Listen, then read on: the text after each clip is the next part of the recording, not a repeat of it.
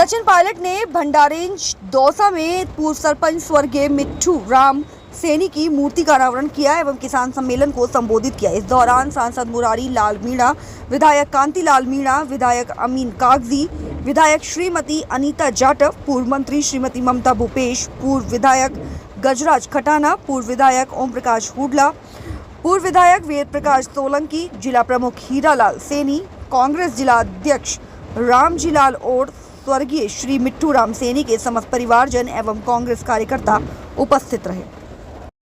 ये तो उनकी पार्टी का अंदरूनी मामला है, लेकिन आने वाले समय में जो भी घटनाक्रम सामने आएगा, खासकर दिल्ली के संदर्भ में कहना चाहता हूँ, कांग्रेस पार्टी पूरी तरह तैयार है।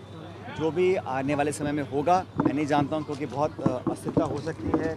केंद्र सरकार क्या करेगी, राज्य सरकार क्या करेगी, एलजी महोदय क्या करेंगे, मैं नहीं कह सकता हूँ। लेकिन जो कुछ भी होगा, कांग्रेस पार्टी हर चुनौती के लिए तैयार है और हम हर चुनौती का मुकाबला डटकर करेंगे और कामयाबी से करेंगे। मैं बहुत निंदनीय है, भारत सरकार के केंद्र मंत्री बिट्टू जी ने जिस भाषा का प्रयोग किया राहुल जी के खिलाफ, मुझे लगता है कि वो शोभा नहीं देता। उनको माफ़ी मांगनी चाहिए, उनके दल को माफ़ी मांगनी चाहिए, और क्योंकि वो केंद्र के मंत्री हैं तो भारत सरकार को माफ़ी मांगनी चाहिए। नेता प्रतिपक्ष के खिलाफ इतनी ऊंची भाषा का प्रयोग करना कतई किसी रूप में भी सही नहीं है, और मुझे लगता है कि ये जानबूझ के किया गया है, क्योंकि नए नए भाजपा में गए हैं तो अपनी वफादारी साबित करने के लिए उनको सब बातें बोलनी पड़ती होंगी राहुल जी के बारे में। लेकिन ये बहुत गलत है, उनको तत्काल माफ़ी मांगनी चाहिए। उसके बाद एक शिवसेना के विधायक हैं, उन्होंने राहुल जी को धमकी दी है।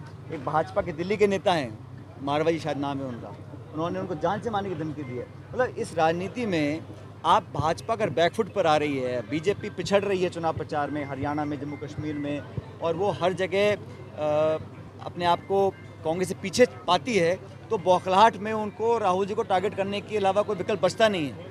तो मुझे लगता है कि ये तो कहीं ना कहीं उनके अंदर जो राजनीतिक कमजोरी आई है 2024 4 जून के चुनाव के परिणाम के बाद, कि बैसाखियों पे सरकार को वो चला रहे हैं, तो अपनी भड़ास निकालने के लिए नेताओं को बोला गया है कि राहुल जी को भला बुरा कहो। लेकिन मैं मानता हूँ जितना आप कांग्रेस पार्टी को कोसोगे, राहुल गांधी जी को गालियाँ दोगे, उनको कोसोगे, उतना हम मजबूत होकर आगे निकलेंगे। अपने संकल्प में, अपनी दिशा में हम बदलाव नहीं रखेंगे। संसद के अंदर, संसद के बाहर जवाबदेही तय करेंगे। हरियाणा में हमारी एक तरफा हवा चल रही है, पूरे बहुमत के साथ सरकार हम लोग बनाएंगे। इंडिया लाइन की सरकार बनेगी जम्मू कश्मीर के अंदर, और जिन 2 राज्यों में केंद्र सरकार चुनाव नहीं कराना चाहती थी, वहाँ पे भी चुनाव होंगे। झारखंड, महाराष्ट्र, दोनों जगह कांग्रेस और इंडिया अलायंस की सरकार बनेगी। मुख्यमंत्री जापान और कोरिया जाके आए हैं, राजस्थान के मुख्यमंत्री, और नया वीजा लेके आए हैं। सवाल क्या सर? राजस्थान को 10 माह बीत गए, क्या लगता है आपको? सरकार पूरी तरह फेल है, मैं मानता हूँ। लॉ एंड ऑर्डर चरमरा गया है, कई सारे सत्ता के केंद्र बन गए हैं। कौन सरकार में है, कौन नहीं है, इसमें असमंजस है, और संगठन कुछ बोलता है, सरकार कुछ बोलती है। 10 महीने का अल्प समय है, और लोकसभा में जो कांग्रेस पार्टी का परफॉर्मेंस रहा, उसको देखकर कहीं ना कहीं भाजपा के अंदर भी हताशा है। और जिस प्रकार का काम सरकार को करना चाहिए, विकास का, ग्रामीण विकास क्षेत्र में होना चाहिए, बिजली पानी का, वो कर नहीं पा रहे हैं। और लॉ एंड ऑर्डर देखिए आप, जोधपुर में 4-4, 5-5 बलात्कार हो रहे हैं, महिलाओं के साथ दुष्कर्म हो रहा है, उसको संभालने का अलवर के पास भिवाड़ी में वहाँ आतंकियों का जो एक ट्रेनिंग सेंटर पाया गया है। इतने सारी चीज़ें हो रही हैं। लॉ एंड ऑर्डर को जो स्टेट सब्जेक्ट होता है, उसको सरकार ढंग से इम्प्लीमेंट नहीं कर पा रही है, और मुझे लगता है कि सरकार को तुरंत प्रभाव से आदेशित करना चाहिए अधिकारियों को और मंत्रियों को कि law and order, local area development और जनता के विकास पर ध्यान देना चाहिए।